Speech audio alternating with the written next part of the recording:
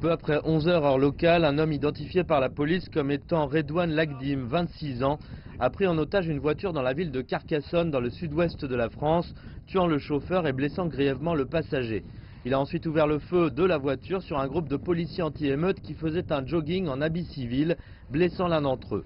Les autorités disent que Lagdim a ensuite conduit en direction d'un supermarché U dans la petite ville de Trèbes, où il a aussi ouvert le feu, tuant le boucher du magasin et un client, et retenant en otage d'autres clients quand la police est intervenue.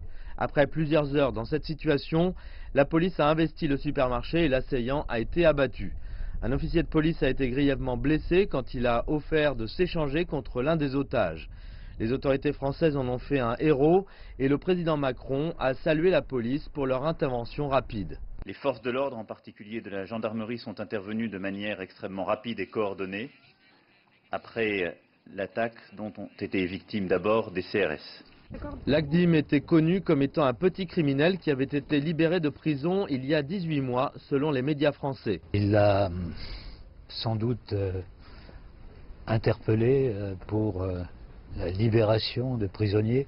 On va dire que c'était plutôt un petit délinquant qui à un moment donné est passé à l'acte. Il était connu pour possession de stupéfiants. Durant la prise d'otage, Lagdim avait demandé la libération de Salah Abdeslam, le seul survivant de l'attaque terroriste de novembre 2015 à Paris. L'État islamique a revendiqué l'attentat de vendredi sur son site. Le ministère de l'Intérieur, cependant, prétend que Redouane Lagdim avait agi en loup solitaire.